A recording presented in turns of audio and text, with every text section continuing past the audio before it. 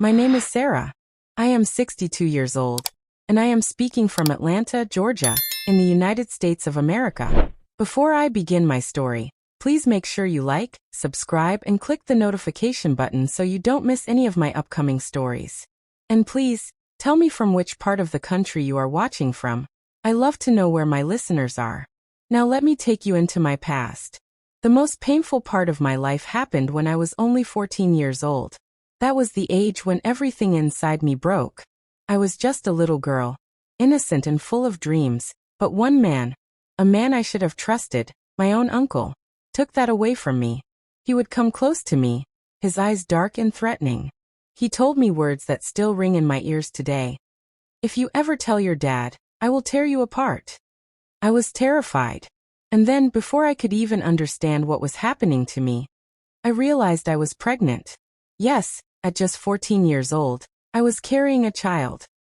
A child that was not born from love, but from fear and betrayal. My body trembled every day. My heart raced every time I thought of my father finding out. How could I tell him? How could I explain something so shameful and terrifying? My uncle's threats were like chains around my mouth. The day I discovered I was pregnant, I thought the world had ended. I remember sitting on the bathroom floor, shaking, crying, asking myself, what will I do now? Who will believe me? Who will protect me? And then something happened that changed the course of everything. Cliffhanger, pause here. But before I tell you about that, let me take you back to where it all began because you need to understand how my life reached that point. I was born in a small but busy neighborhood. My parents worked hard. My father was strict and respected, and my mother was soft-spoken and caring. We didn't have much, but we had enough. I was the middle child, with 2 brothers and a younger sister. As a little girl, I loved playing in the yard, skipping rope, and dreaming about becoming a teacher one day. Life felt simple, until my uncle came to live with us. At first, nothing seemed wrong. Uncle James was my father's younger brother. He had lost his job in another city and needed a place to stay. My father, being a man who always believed in helping family, opened our doors to him. Family comes first, he said proudly, not knowing he was letting danger into our home.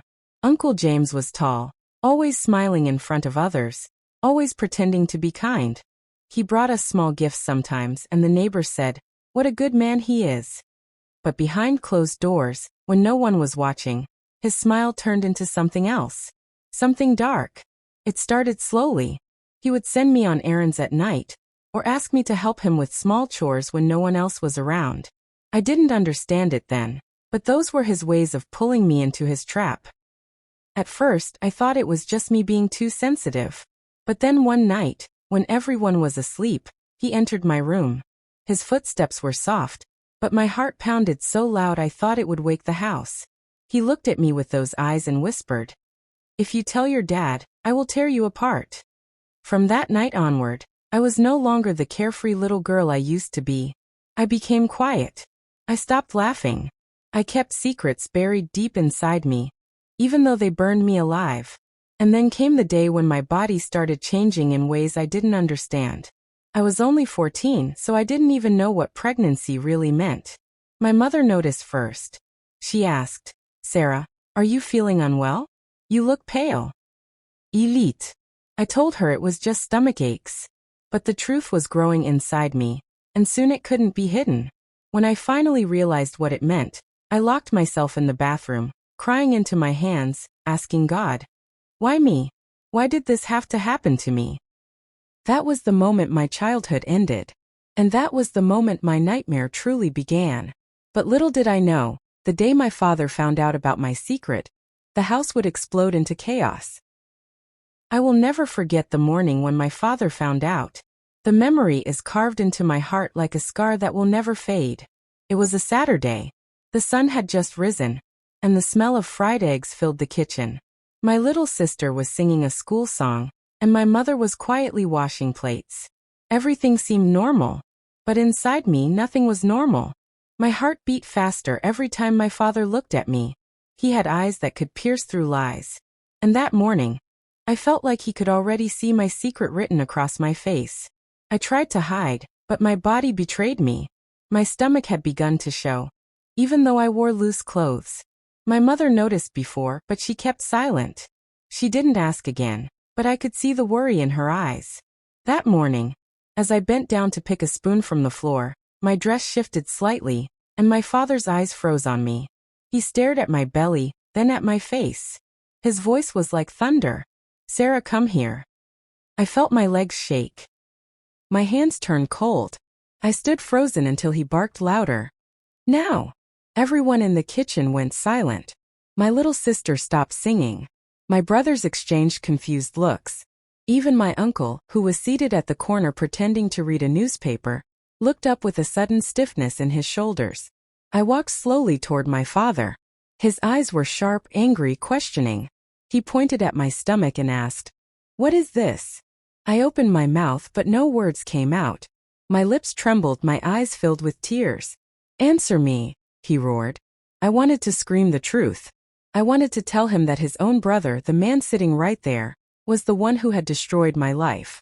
But then I remembered my uncle's voice. "If you tell your dad, I will tear you apart." Those words echoed in my ears like chains binding my tongue. I looked at my father, then at my uncle, who was now staring at me with cold, warning eyes. I froze. "I'm waiting," my father pressed, his face growing red with anger. Finally, with tears running down my cheeks, I whispered, I don't know." The silence that followed was heavy. My father's face twisted with rage. He stood up so fast the chair behind him fell. He shouted, "Don't know? A child doesn't just become pregnant out of nothing, Sarah. Who is responsible? Tell me now." My mother dropped the plate she was holding, and it shattered on the floor. She rushed to me, holding my shoulders, crying, "Sarah, please tell us the truth. Don't hide it. We need to know." But I was too scared. My uncle's eyes were burning into me like fire. He didn't move, but his stare alone was enough to remind me of his threats. So I stayed silent. That silence broke my father's heart more than any words could. He pushed away from the table, storming out of the kitchen, shouting, "I will find out myself. God help the man who did this." My brothers followed him, whispering among themselves. My mother held me close, sobbing, but even she didn't know what to do. And my uncle smirked slightly when no one was looking. His lips curved in a way that said, "You see? You can't say a word." That day was the longest day of my life. My father didn't return home until evening. When he did, his face was like stone. He didn't speak to anyone. He went straight to his room, slamming the door behind him. The air in the house was heavy, thick with suspicion and fear. Later that night, my mother came into my room. She sat beside me on the bed and whispered, "Sarah, I know you're scared. But you cannot keep silent forever. If you keep hiding the truth, this pain will destroy you." Her words touched me, but I was still too frightened. I shook my head, crying silently.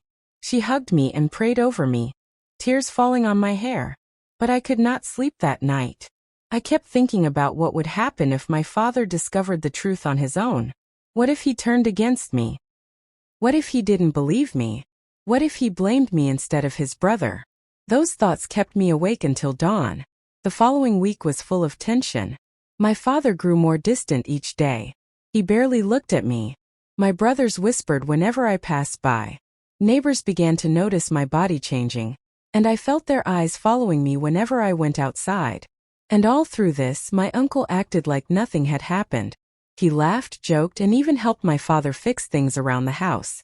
But every time we crossed paths, he gave me that same threatening look.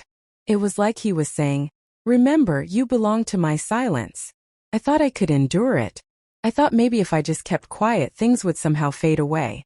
But then, something happened that forced everything into the open. One evening, while I was sitting in the living room, my father returned home earlier than usual. He was holding a small brown envelope in his hands. His face was pale, but his eyes were burning. He called everyone into the room, my mother, my brothers, my sister, my uncle, and me. When we were all gathered, he threw the envelope on the table. Out fell papers from the clinic. My heart dropped when I saw them. "Pregnant," my father said slowly, his voice shaking with both anger and pain. "My daughter is pregnant. 14 years old. Pregnant." He glared around the room, his eyes searching each face like knives. And today I will know the truth. No more lies. The room went silent. I could hear my own heartbeat. My uncle shifted uncomfortably, but his eyes never left me. Then my father turned directly to me.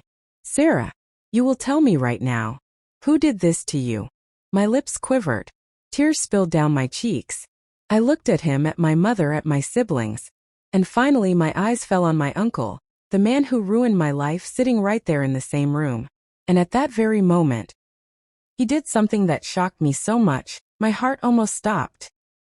The silence in the room was so heavy that it felt like the walls themselves were listening. My father's voice had just cut through the air like a blade. Who did this to you? His eyes were locked on me, demanding an answer. I sat frozen, trembling, my lips refusing to form the words I needed to say. My mother's tears fell silently beside me. My brothers stared, their faces a mixture of confusion and anger. My little sister clung to my mother's arm, not fully understanding what was happening. And then my uncle, sitting there as if he were only an innocent bystander, suddenly stood up. He walked toward my father, his face calm, but his eyes were sharp like knives. I think, he said slowly, that Sarah is hiding something she doesn't want to say. Maybe she has been meeting boys outside. At school maybe. Or somewhere else. She is not a child anymore. 14 these days is like 18. The words hit me like a slap across the face. My heart sank as I realized what he was doing. He was twisting the story. He was shifting the blame onto me. My father's face grew red. He looked at me with disappointment, his jaw tight. Is this true, Sarah? Are you running around with boys? I shook my head quickly, crying. No, Dad. I'm not. Please believe me. But my uncle wasn't finished. He stepped closer, putting on an expression of false concern. Brother, I have seen how she sometimes sneaks outside in the evenings. Maybe you didn't notice, but I have. Maybe she doesn't want to admit who the boy is. Maybe she's protecting him. It felt like the ground beneath me was collapsing. He was lying so smoothly, with such confidence, that for a moment even I doubted if my father would believe me. My mother shouted through her tears, James, don't speak such things. Sarah is not that kind of girl.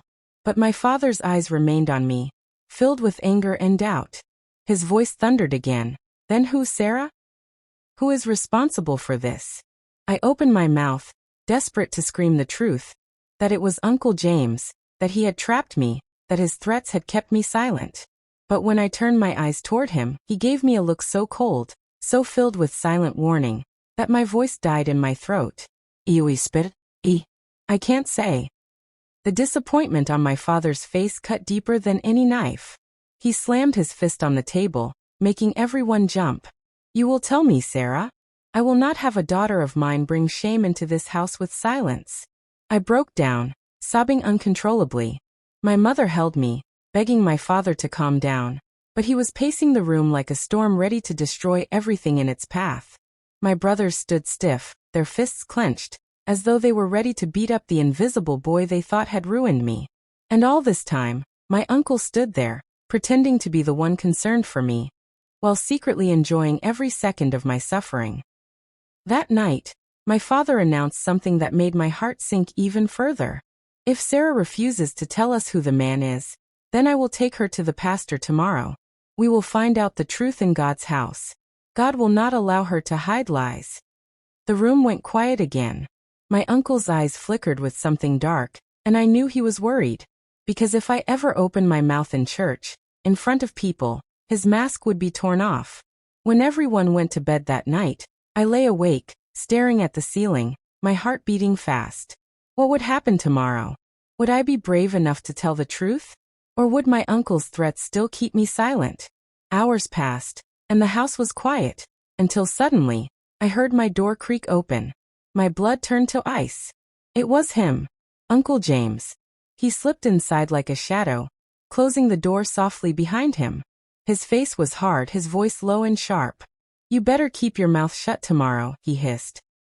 If you dare say my name in front of your father or anyone else, you will regret it. Do you understand me? Tears rolled down my cheeks as I nodded weakly. He leaned closer, whispering the same terrifying words as before. If you tell Dad, I will tear you apart. Then he left, leaving me shaking and broken in my bed.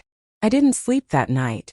I just kept praying, asking God for a miracle, asking for courage, asking for someone to save me. The next morning, true to his word, my father took me, my mother, and my uncle to the church. My brother stayed home with my sister. The pastor welcomed us into his office, his eyes kind but serious. My father explained everything, his voice heavy with anger and shame.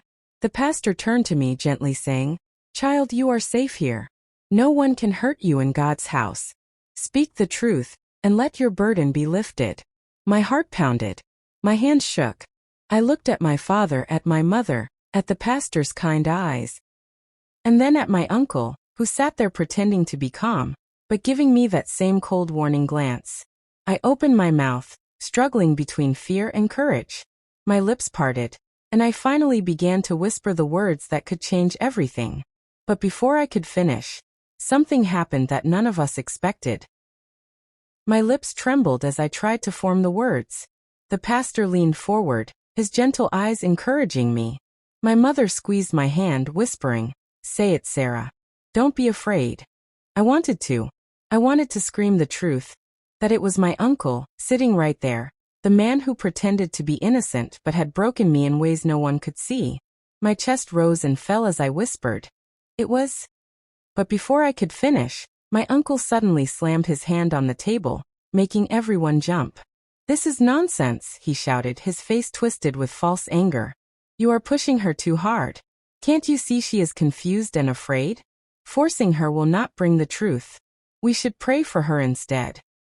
The pastor frowned, surprised at the outburst. My father turned sharply to him, anger flashing in his eyes. "James, sit down. This is not your place to speak." But my uncle wasn't finished. He stood up, pacing the small office, pretending to be the protective uncle. "Brother, think carefully. What if she is hiding because she knows the boy is dangerous?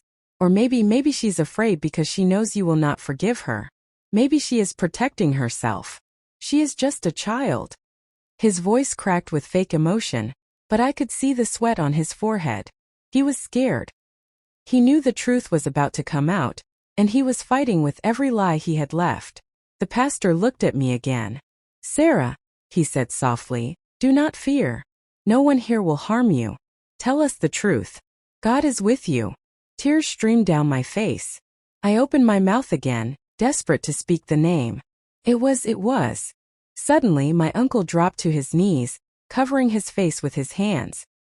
His voice shook as he cried loudly, "Forgive me, Lord. Forgive me. I failed my duty as an uncle. I should have protected her, but I did not. I should have watched her more closely. Forgive me." Everyone froze. My father's mouth hung open. My mother gasped. Even the pastor leaned back in shock. For a second, I thought he was confessing the truth. My heart leapt with hope, but then I realized he wasn't confessing his crime. He was twisting the story again. Through fake sobs, he said, "I should have stopped her from sneaking out.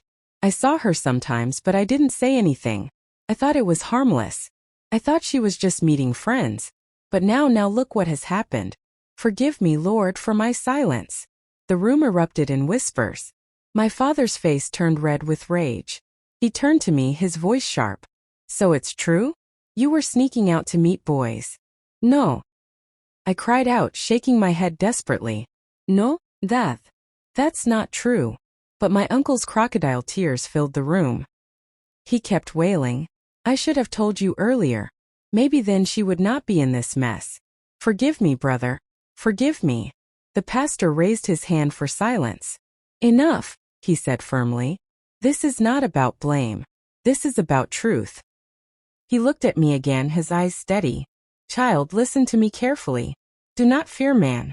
Fear only God, who is responsible for your pregnancy."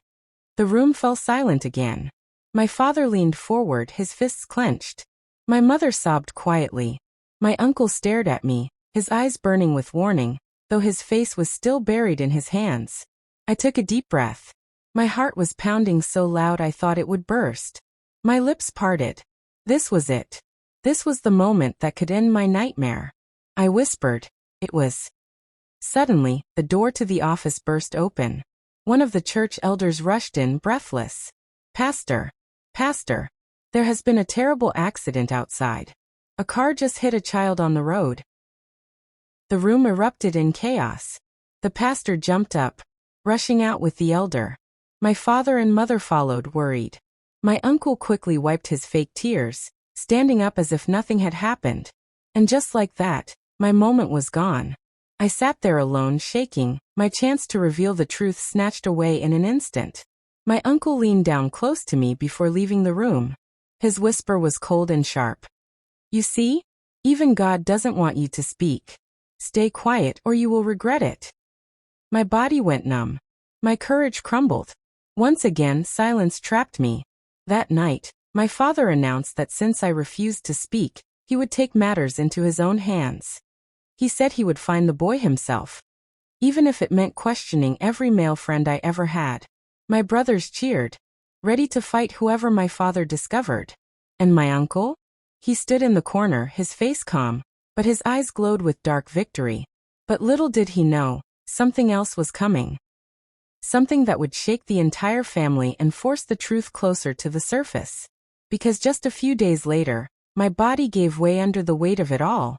I collapsed suddenly in the middle of the living room, blood staining the floor beneath me. The room spun around me as I hit the ground.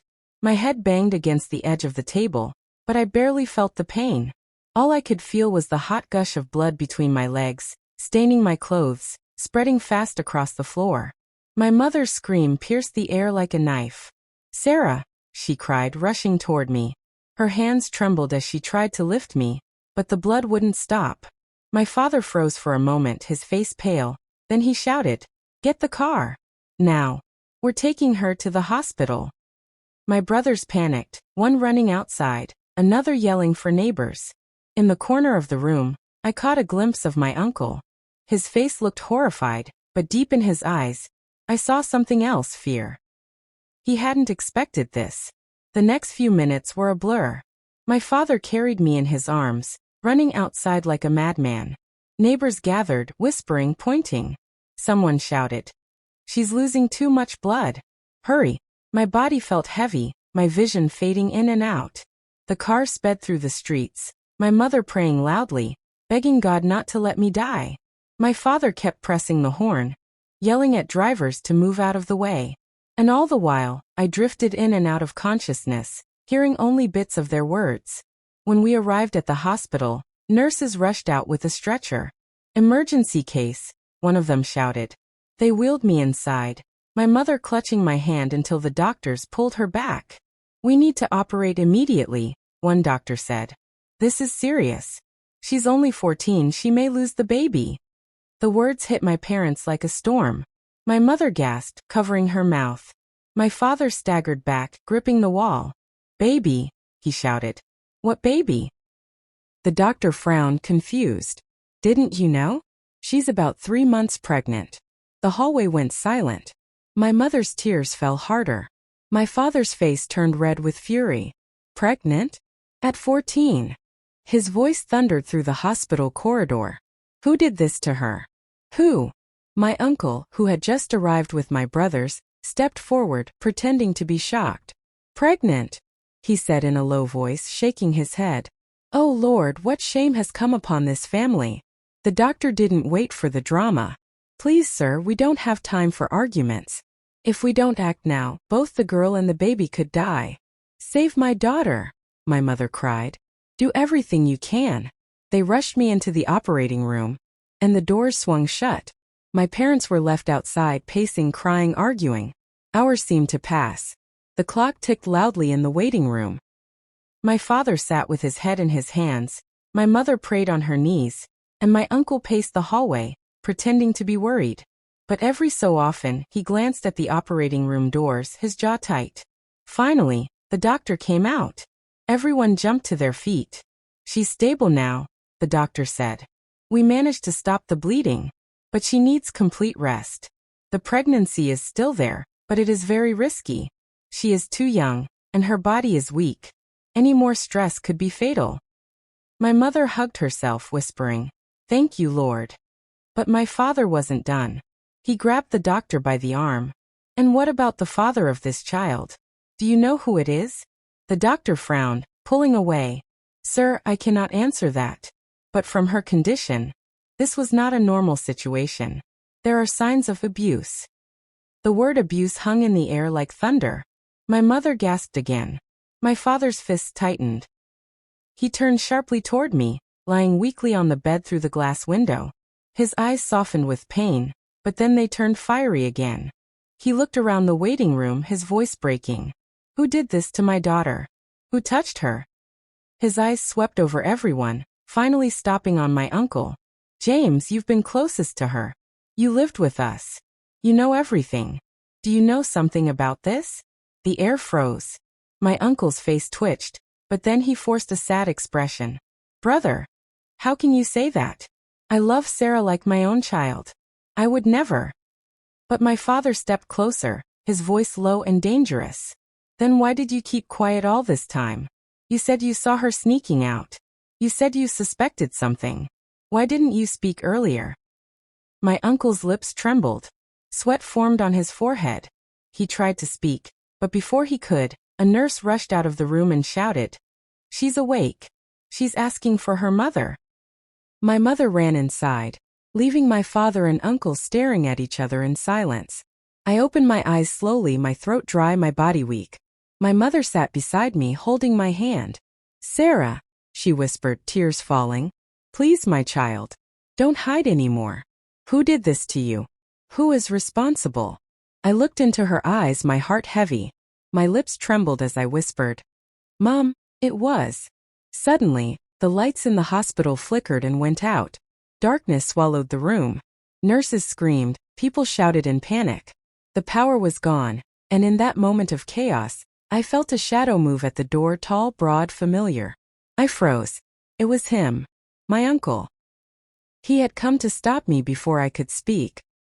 The room plunged into darkness. The steady hum of the hospital machine stuttered, and then silence swallowed everything. Only the sound of hurried footsteps, nurses shouting, and babies crying from the maternity ward filled the air.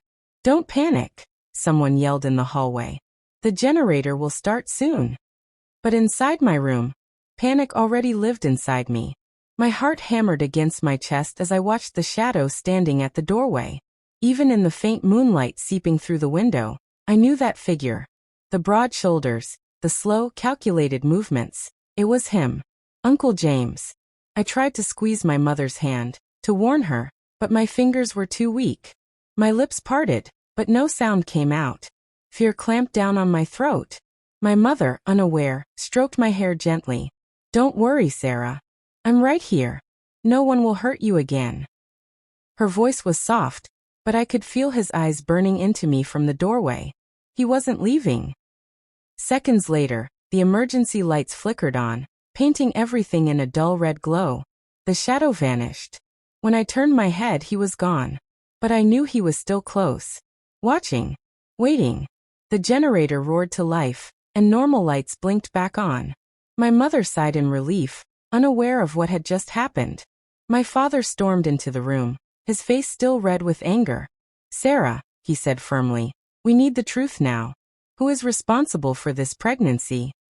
My heart pounded. My mother looked at me with teary eyes. My father's voice was shaking with both rage and pain. And just behind them, peeking in from the hallway, was my uncle. His eyes locked on mine, sharp like a knife, warning me without words. If you tell, you're finished. The words echoed in my head. My lips trembled. I wanted to scream the truth, but I froze. The words wouldn't come. My mother leaned closer. You what, Sarah? Please tell us. We will protect you. But then my uncle stepped forward, pretending to be concerned. Brother, she is weak. Maybe we should give her time. Forcing her now could make her worse. My father glared at him. Stay out of this, James. This is my daughter. I'll handle it. But my strength broke. My body shook and I whispered, I can't say it. Tears streamed down my cheeks. My mother wept silently. My father turned away, slamming his fist against the wall in frustration. Later that night, when my parents finally left to get food, my uncle slipped into the room quietly. The door clicked shut behind him. My blood froze. "Sarah," he whispered, stepping closer. His face was calm, but his eyes were deadly. "Don't you dare say my name. Don't you dare tell them. If you do, not only will they hate you, but I'll make sure your baby never sees the light of day." I gasped, trying to reach the emergency bell by my bed, but he grabbed my wrist tightly, pressing it down against the sheets. His grip was like iron.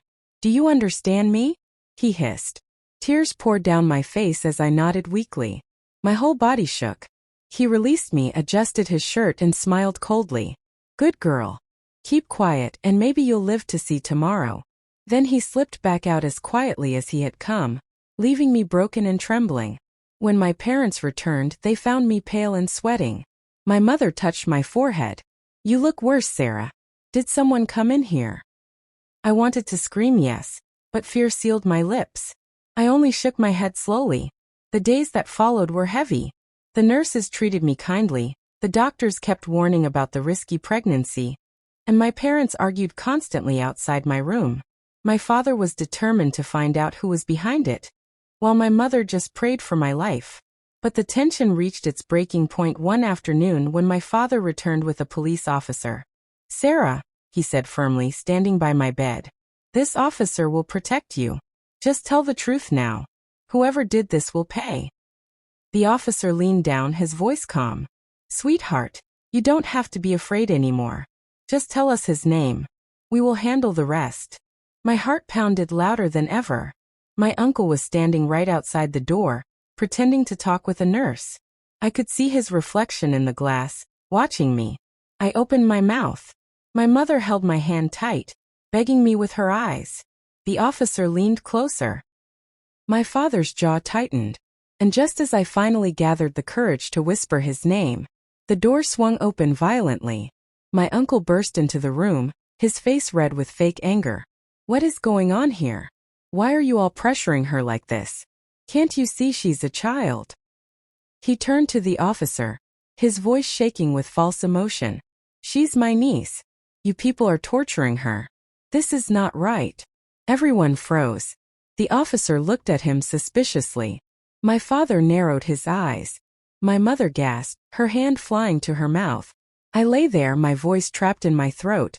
The truth was just at the edge of my lips, but my uncle had turned the entire scene around. And then, without warning, the officer asked, "Sarah, is it him? Is this the man responsible?" The room went dead silent. My uncle's eyes widened. My father stiffened. My mother clutched her chest. All eyes turned to me. My lips trembled as the question hung in the air. The air in the hospital room was thick, as though the walls themselves were holding their breath. My body shook under the blanket. The police officer's question echoed in my ears, louder than the beeping of the heart monitor beside me. "Sarah, is it him? Is this the man responsible?" The silence that followed felt heavier than a mountain. My father's fists clenched at his sides, his chest rising and falling with fury. My mother's lips moved silently in prayer. And there he was, my uncle, standing tall, pretending to be offended, but his eyes fixed on me like daggers. I swallowed hard. My lips trembled. The officer leaned closer. "It's okay, sweetheart. You don't have to be afraid anymore. Just say it. Is it him?" My uncle's jaw tightened. For a brief second, his face shifted. His expression hardened, his eyes flashing with a warning only I could understand. My heart pounded.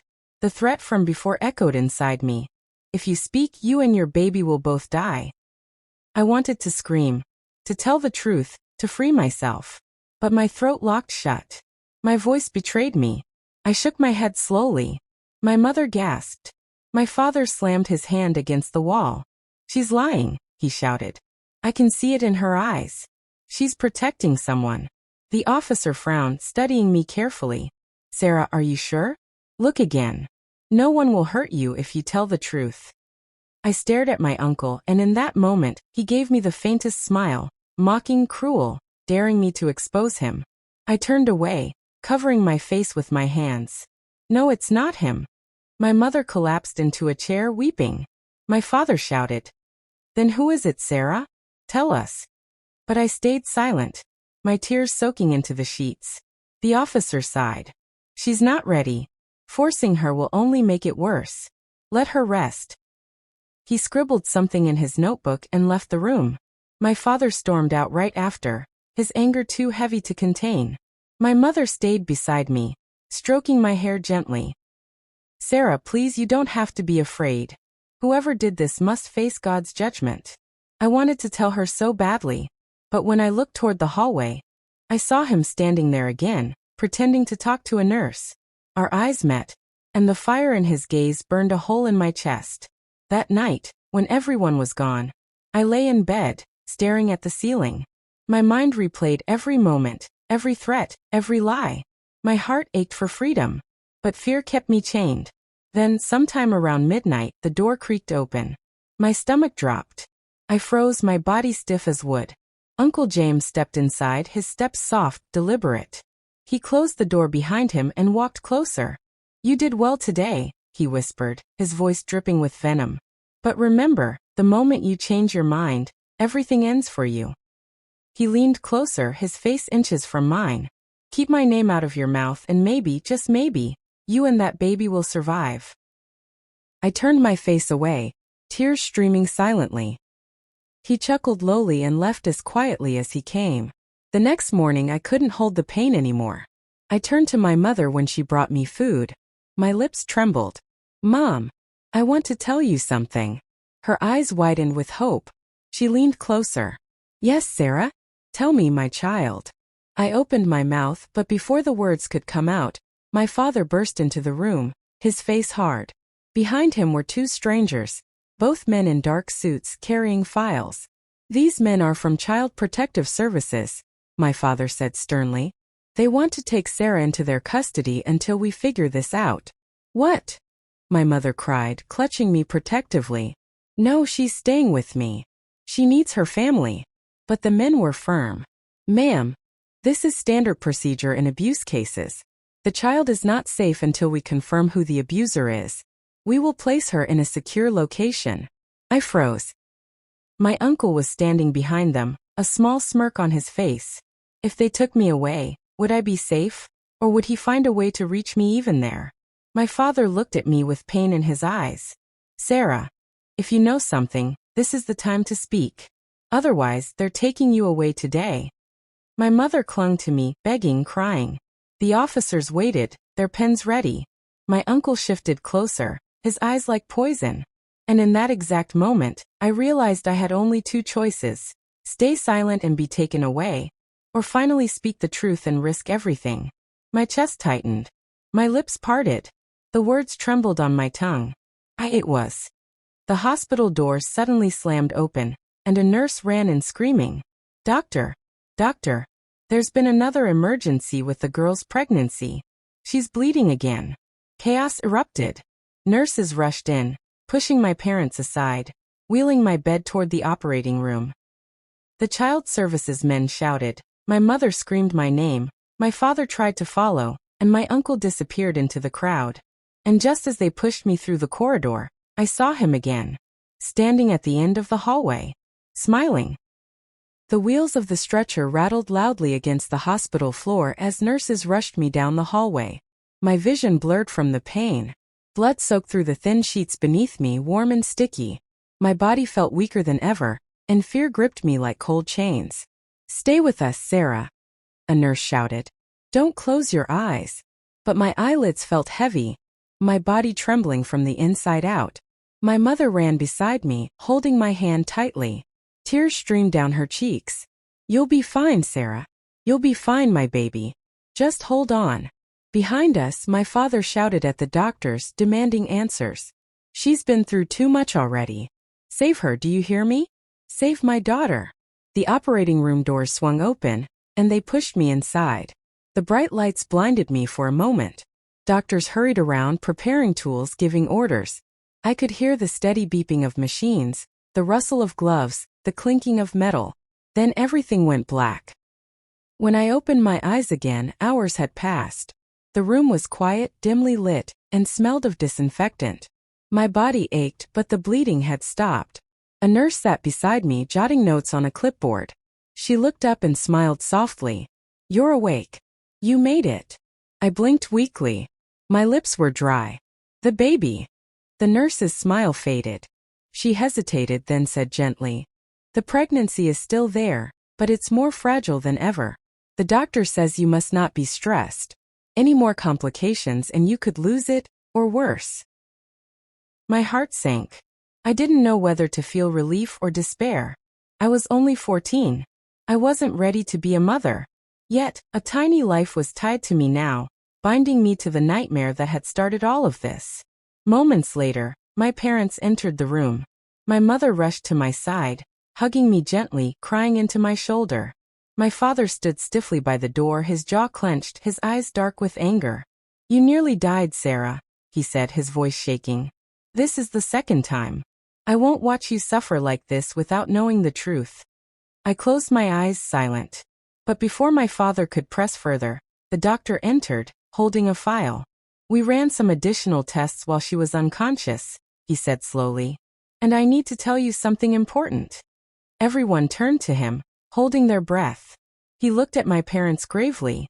"From the evidence, this pregnancy, it is not from any normal relationship. It's the result of repeated abuse." My mother gasped, clutching her chest.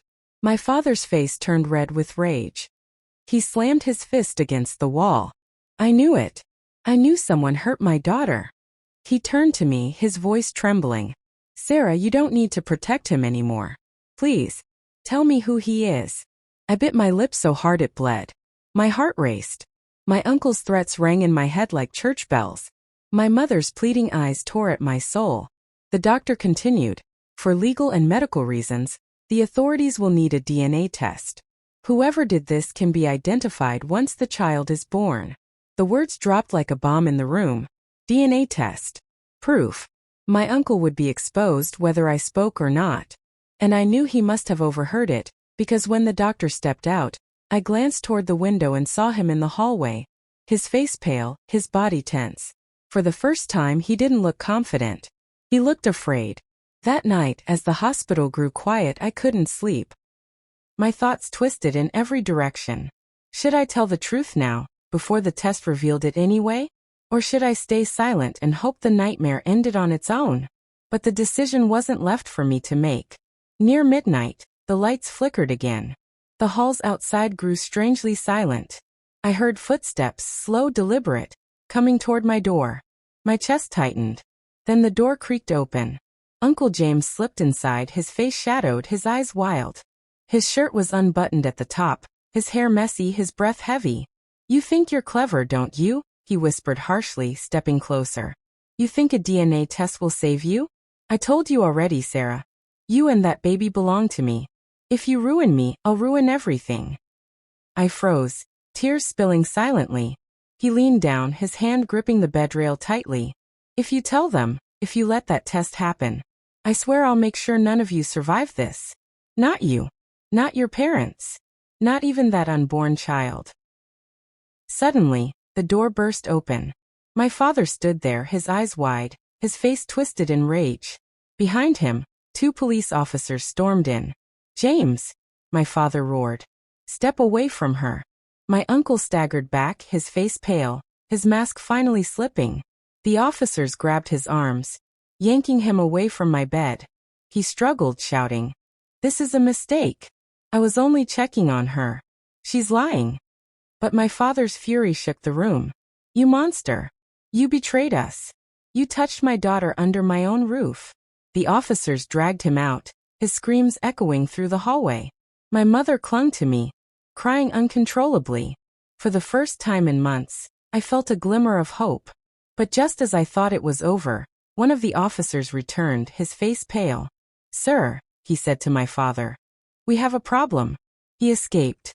He slipped from the cuffs and ran before we got to the car. "We don't know where he is." My heart sank. My mother gasped. My father cursed under his breath.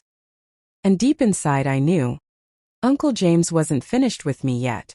The hospital room felt colder than ever.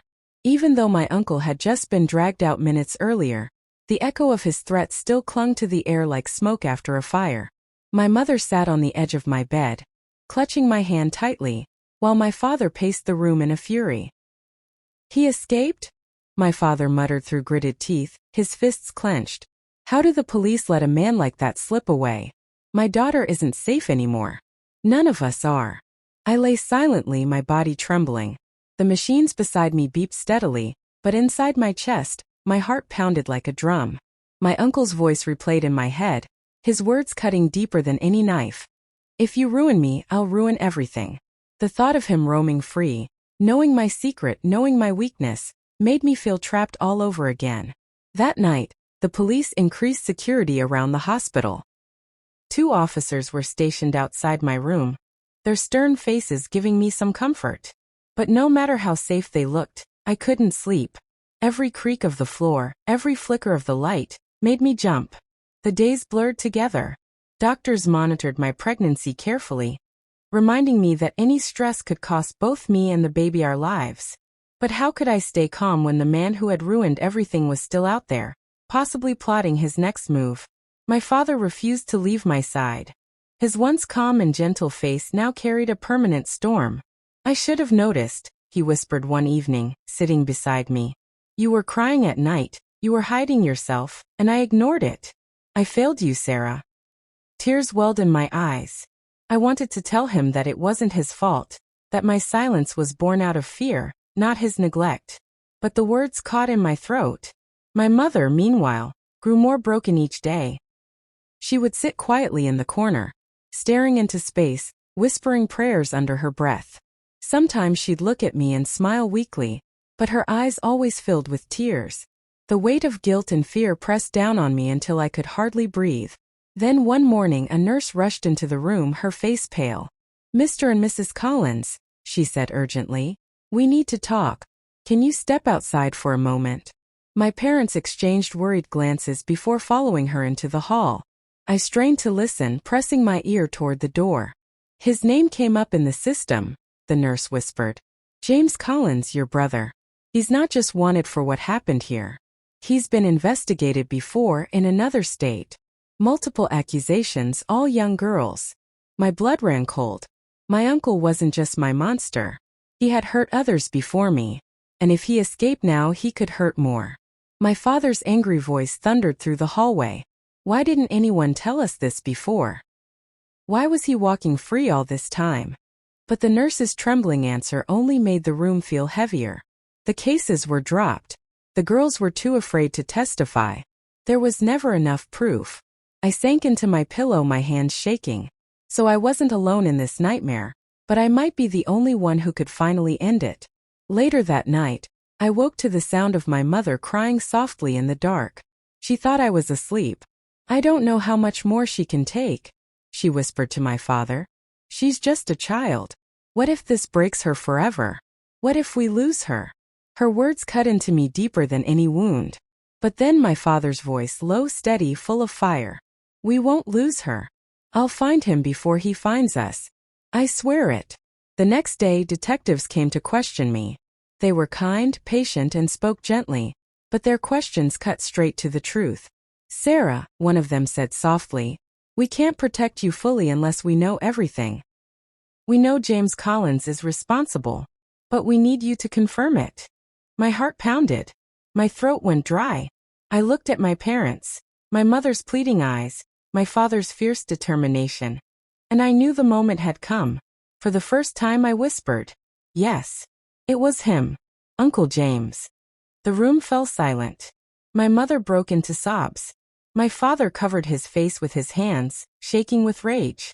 The detectives nodded grimly, writing everything down. That's enough, one said firmly. We'll get him, Sarah. He won't hurt you again. But even as they spoke, I knew it wasn't that simple. Because 2 nights later, as the hospital settled into silence, one of the guards outside my room collapsed suddenly, clutching his neck. The other bent down to help. Then he fell too, unconscious before he hit the ground. I sat up in bed, my body frozen with terror. The door creaked open. And there he was. Uncle James. His face was twisted, his eyes bloodshot, his smile darker than ever. You thought you could betray me? He hissed, stepping inside. You think the police can save you? No one can, Sarah. Not your parents. Not your doctors. Not your detectives. You're mine. My scream tore through the night as he lunged toward me. My body shook as he lunged toward me.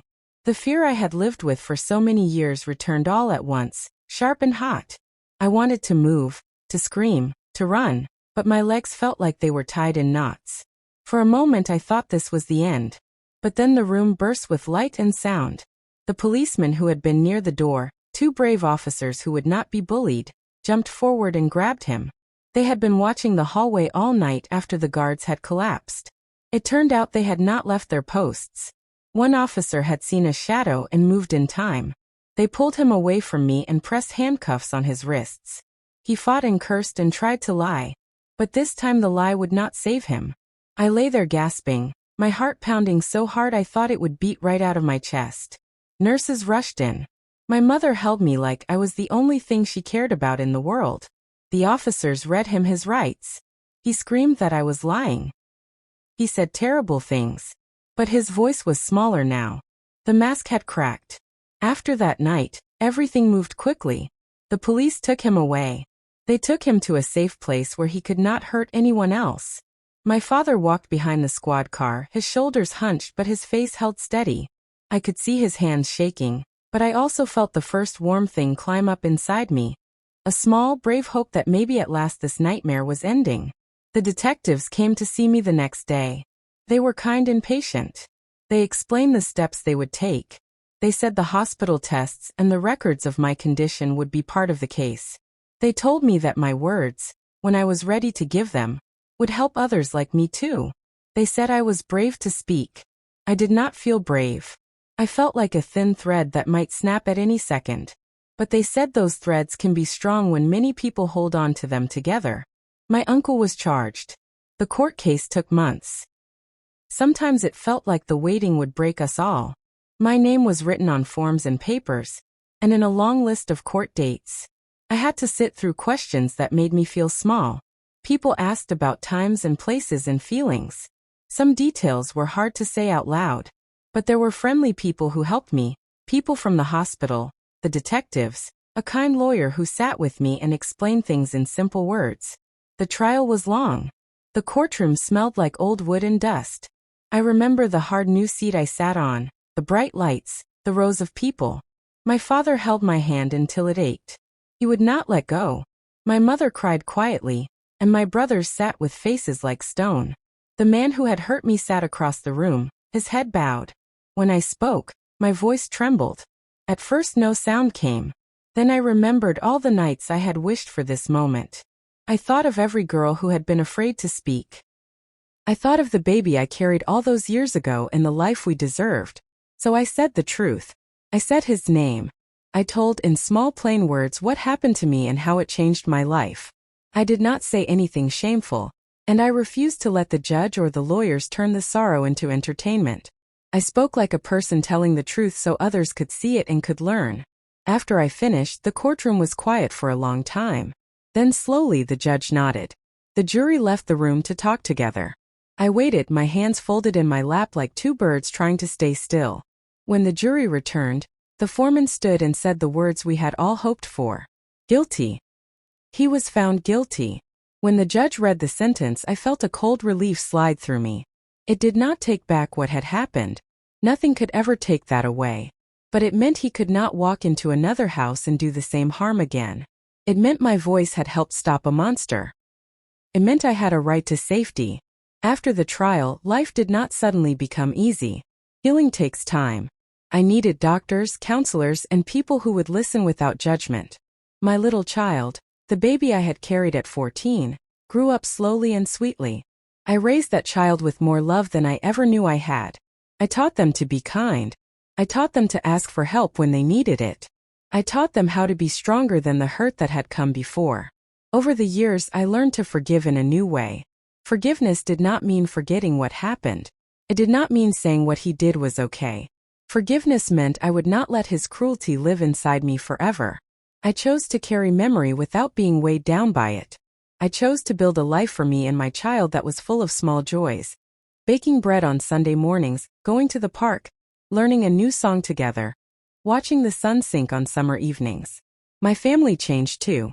My father apologized many times. He held me and said he would never let me feel alone again. My brothers grew protective in better ways. They stood by me without anger that hurt me further. My mother's hands became hands that healed a little of what was broken, and her prayers felt like warm blankets on cold nights. People in our town started to speak out more. My story, told gently, not for gossip but so people could learn, helped others find their courage. A neighbor reported something she had seen long ago. A woman reached out and said she had survived too and wanted to say thank you. Little by little, the silence around bad things began to crack open, and the light came through. I also learned the hard truth that not everyone will believe right away. That pain sometimes makes people act in ways that hurt more, like blame, like hiding, like doubt.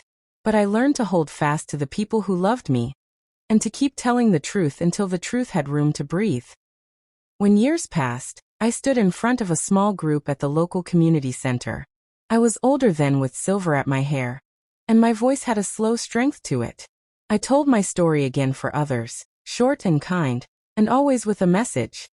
You are not alone, and it is not your fault.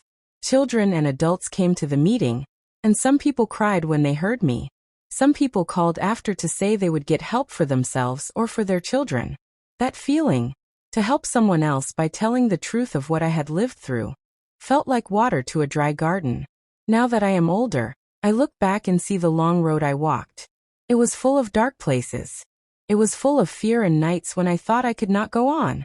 But it was also full of brave people who would not let me stay down. My child grew up to be kind and strong. We laughed again. I learned to smile without the old weight sitting on my shoulders. If there is one thing I want every person who hears my voice to learn, it is this. Telling the truth can be the bravest thing you ever do. Speak to someone you trust, a parent, a teacher, a nurse, a police officer.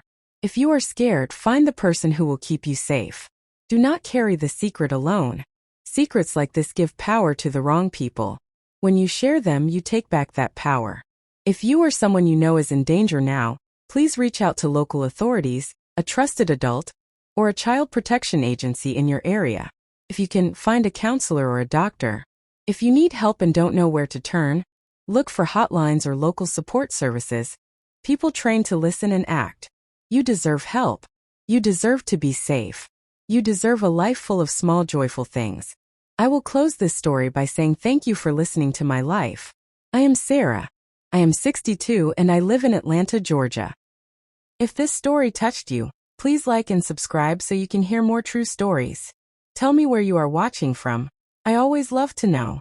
Remember, speak up, hold on to the people who love you, and never let shame keep you silent. Life can be rebuilt, slowly and surely, with courage and kindness. Even after the trial was over and my uncle was sentenced, my life did not suddenly feel light. People think once justice is served, the story ends. But for me, the story of healing was only beginning. I still woke up in the middle of the night, sweating, my chest tight, the sound of his threats echoing in my ears. Sometimes I thought I saw his shadow in the hallway. Sometimes the clink of handcuffs or the creak of a door would send me spiraling back to that hospital night.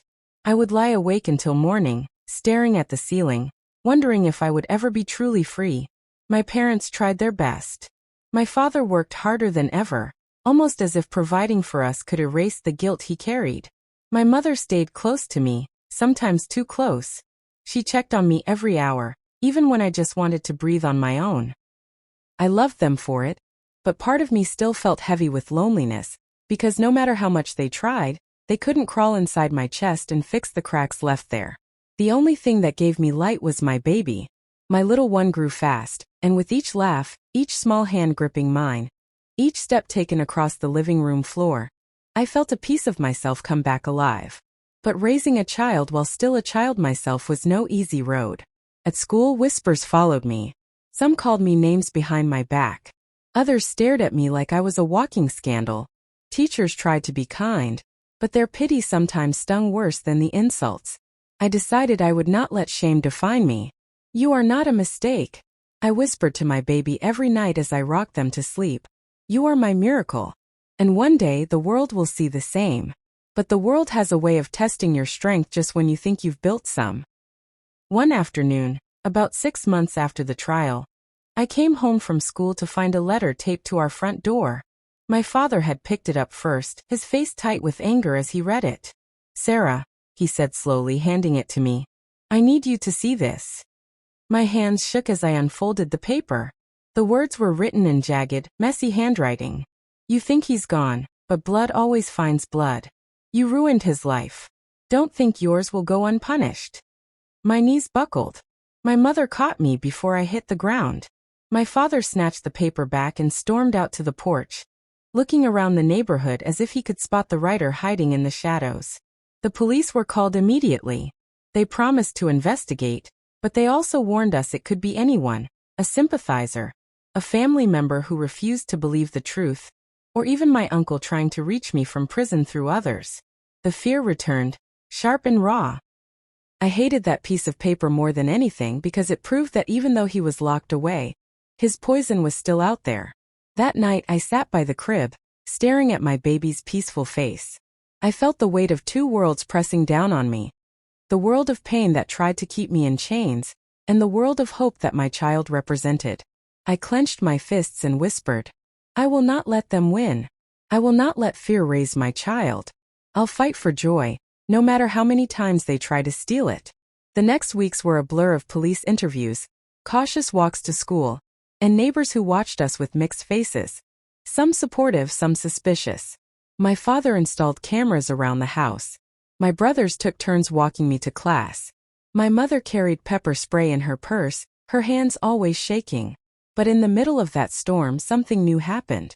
One day at school, another girl approached me quietly in the hallway. She looked nervous, her eyes darting left and right before she whispered, "Sarah, I know what you went through. Because it happened to me too." Her words struck me like lightning.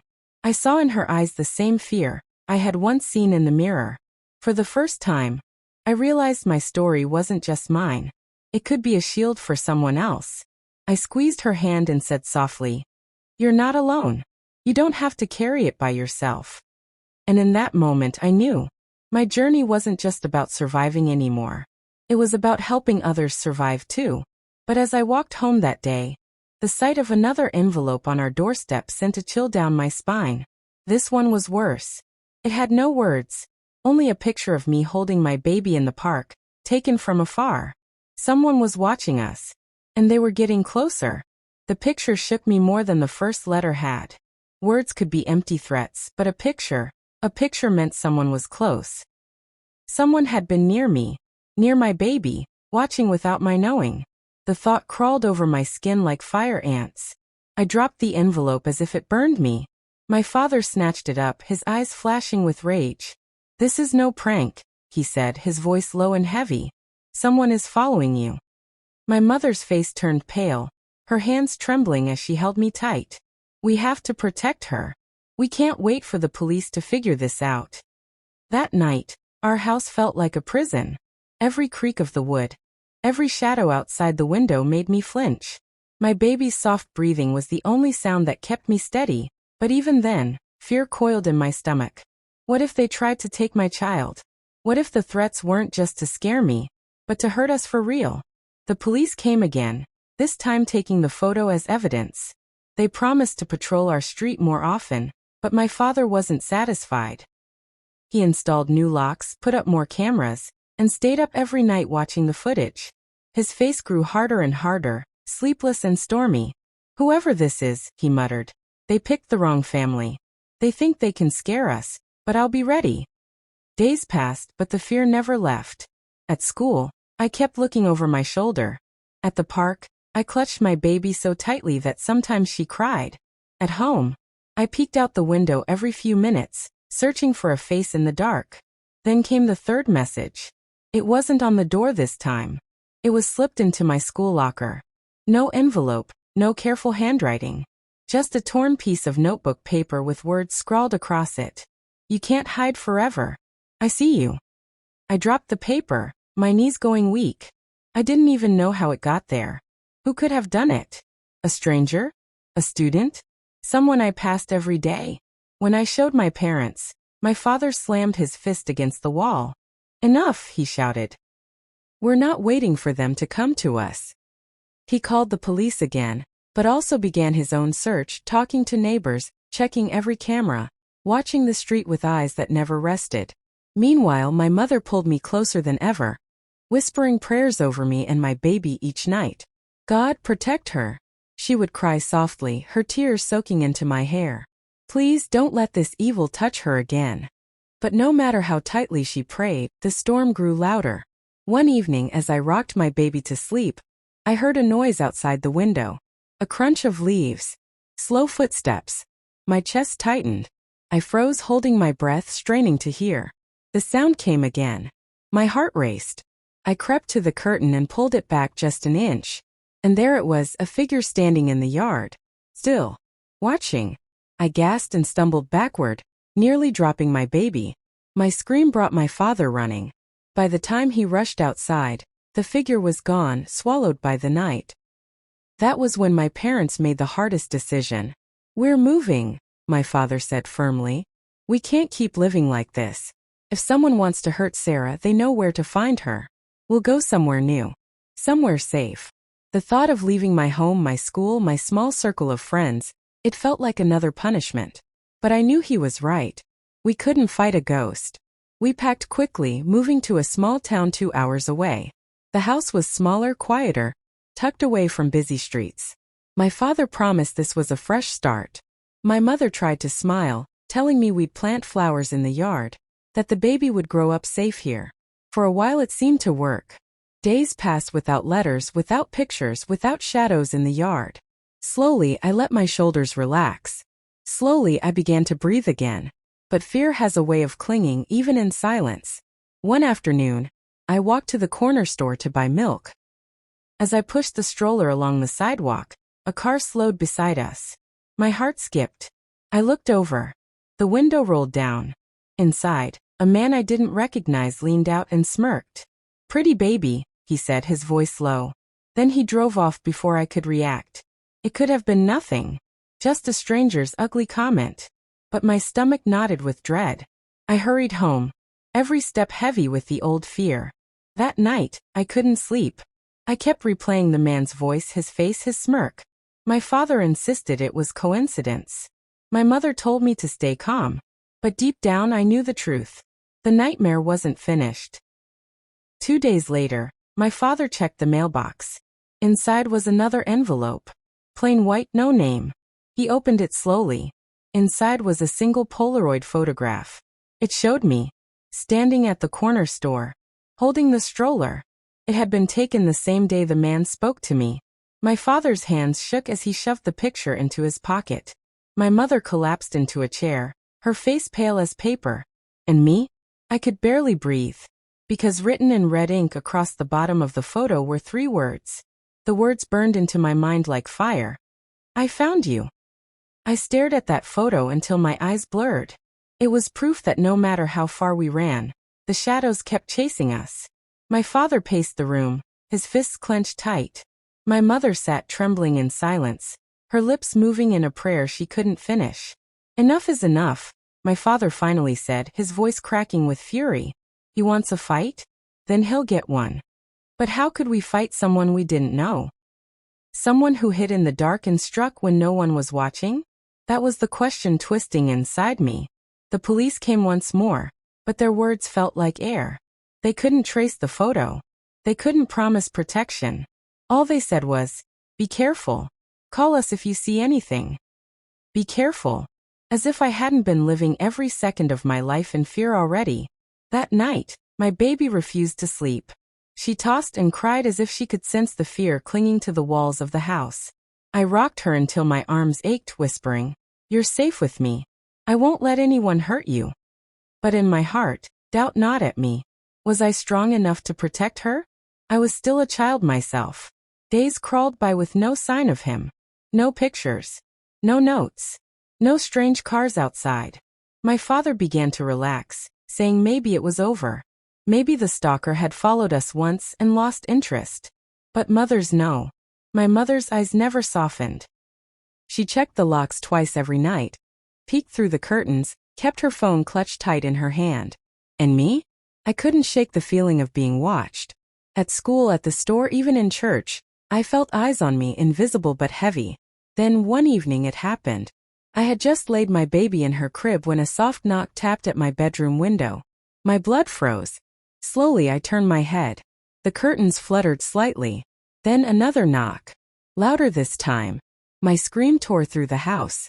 My father came running, but by the time he yanked the curtain back, there was nothing. Just the dark yard. Just silence. But taped to the outside of the glass was a piece of paper. Scrawled in black ink were the words, "You can't keep her forever." My legs gave out beneath me. My father ripped the paper down and crushed it in his fist, his face twisted with rage.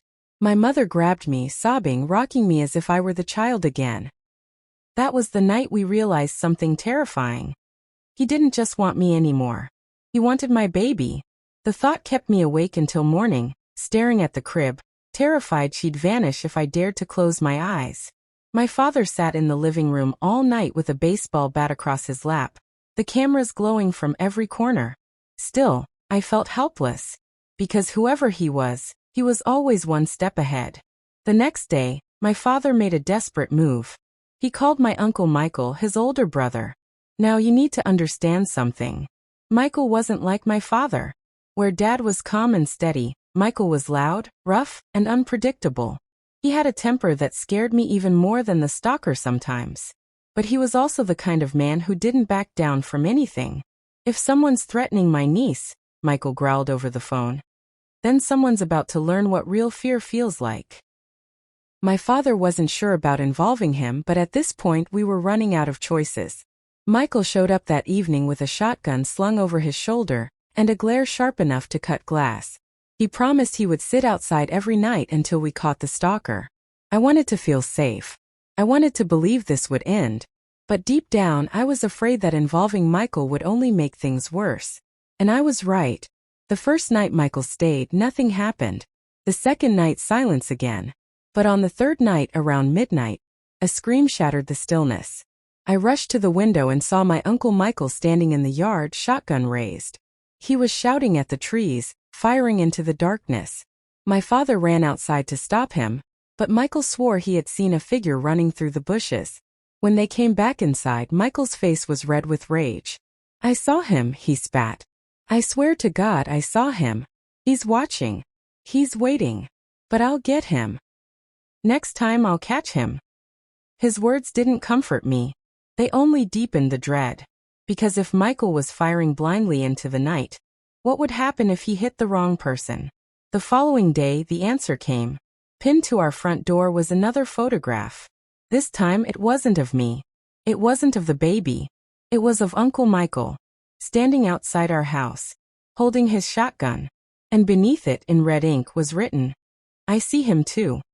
I dropped the picture, my heart thundering. Because now the stalker wasn't just watching me. He was mocking us, playing with us. And worst of all, he was close enough to see everything. Perfect broken heart.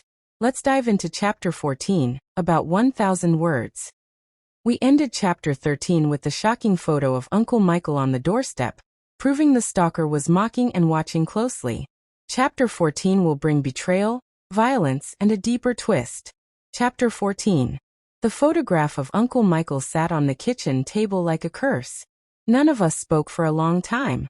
My father's jaw tightened, my mother's lips trembled, and Michael himself paced the floor like a caged animal, cursing under his breath. "He's playing games with us," Michael growled, slamming his fist against the wall. "Watching us, studying us.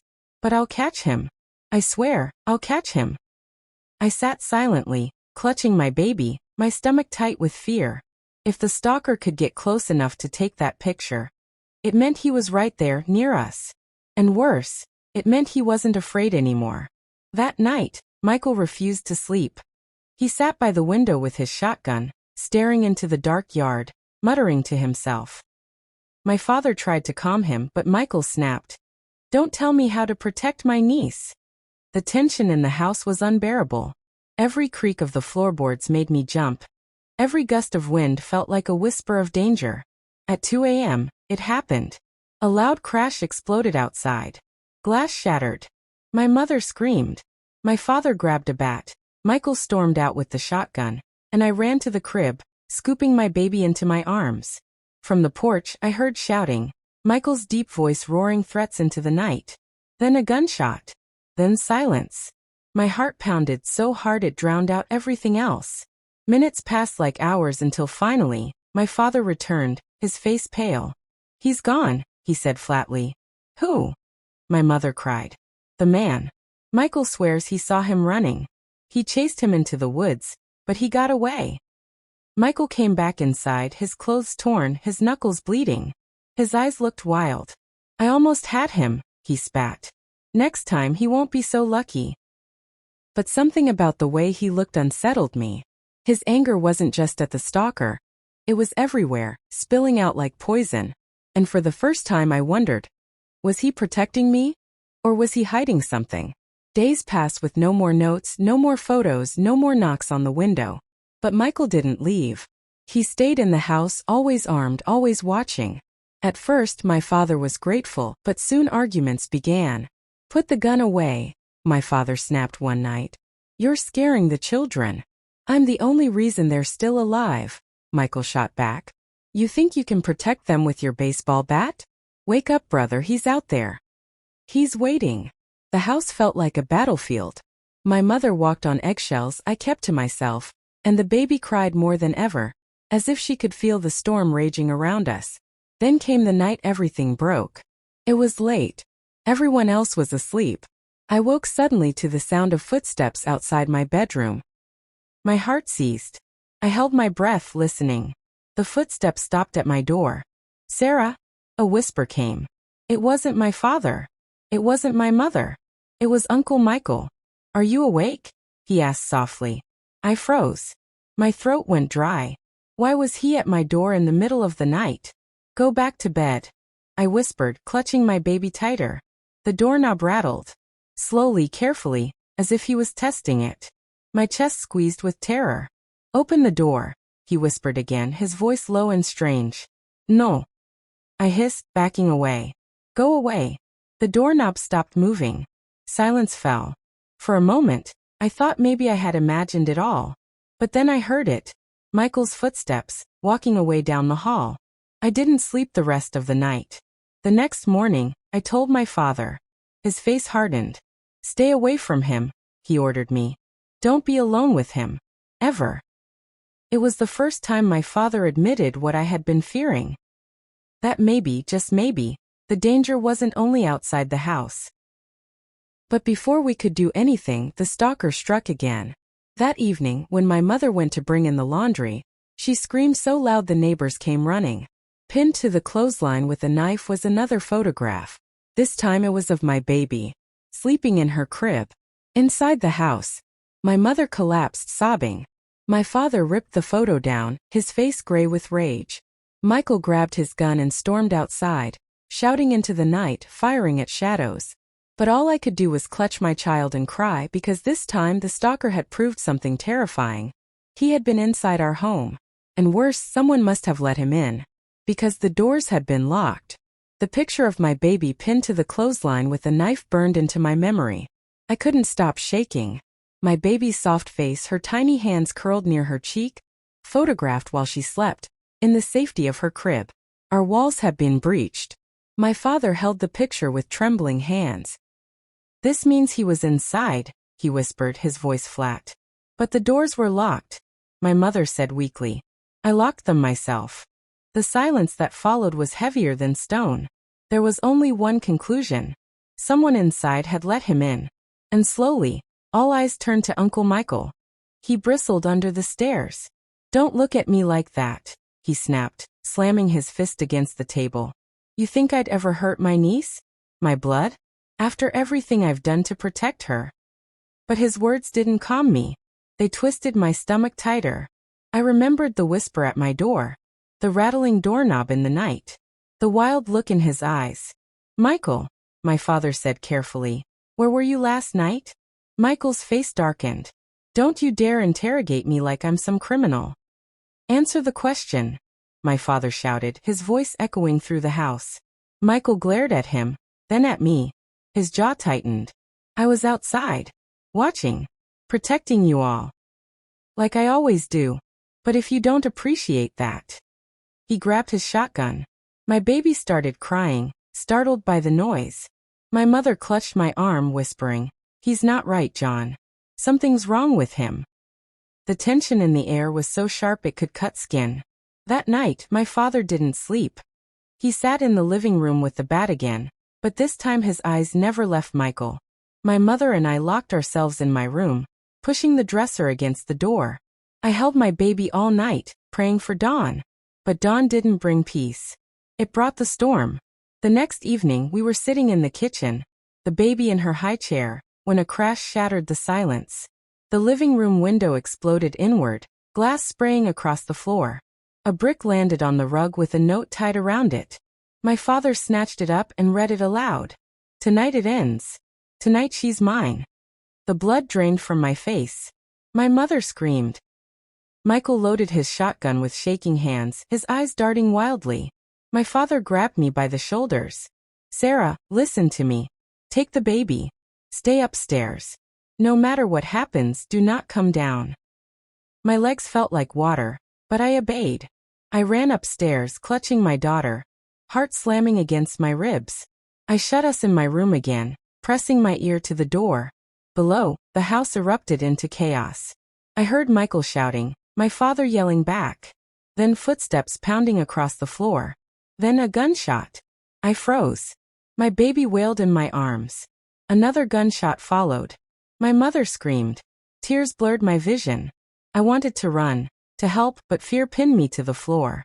Minutes dragged like hours until suddenly silence. Then footsteps. Slow. Heavy. Coming up the stairs. I held my breath, clutching my baby so tight she whimpered against me.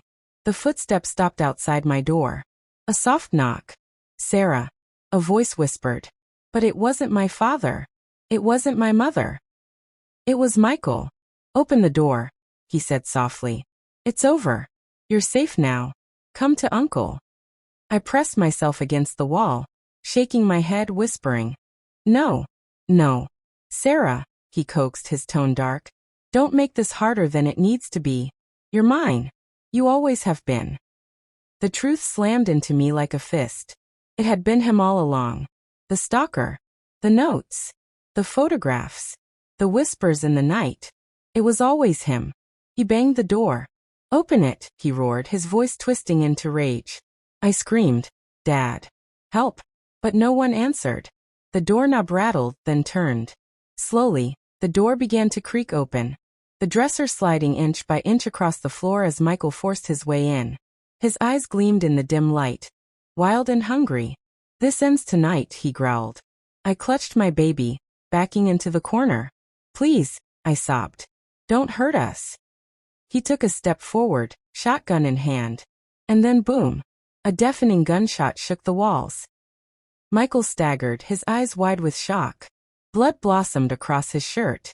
He collapsed to the floor with a heavy thud. Behind him, in the doorway, stood my father. Smoke curled from the pistol in his hand. His chest heaved, his face pale, but his eyes burned with fury. "It was you," my father said, his voice shaking. "My own brother." Michael coughed, blood staining his lips. "You never deserved to have her," he rasped. His eyes flicked to me, full of twisted obsession, before they went dull forever.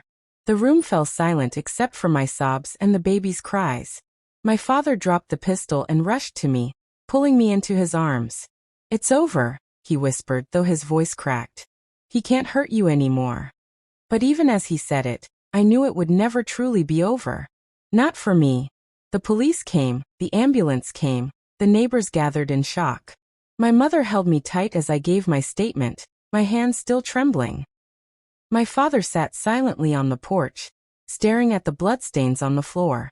They called Michael a monster, a predator hiding in plain sight. They said justice had been served. But to us it wasn't simple. He was family. He was supposed to protect me, not destroy me. In the weeks that followed, the house grew quiet again. No more notes. No more photographs. No more knocks on the window.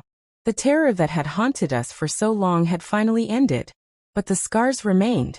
At night, I still woke to the sound of footsteps in my dreams. I still checked the locks 3 times before bed. And when I looked at my baby, I whispered promises that no one would ever hurt her the way I had been hurt. I was only 14, but I had learned the hardest lesson of all. Sometimes the danger doesn't come from strangers in the dark. Sometimes, it comes from the people closest to us. And if you're listening to my story right now, I need you to hear this. If someone is hurting you, if someone is threatening you, even if they're family, speak up. Tell someone. Don't stay silent. Because silence gives monsters power. I almost lost everything because I was too afraid to tell the truth. Don't make the same mistake. I'll end this story here, but before I go, I want you to do something for me. If you haven't already, please subscribe, like this story, and click the notification button so you don't miss the ones coming next. And let me know, from which part of the country are you watching right now? I love knowing where my viewers are listening from. Thank you for walking this painful journey with me.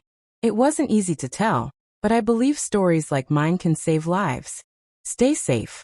Protect your children. And never, ever ignore the signs.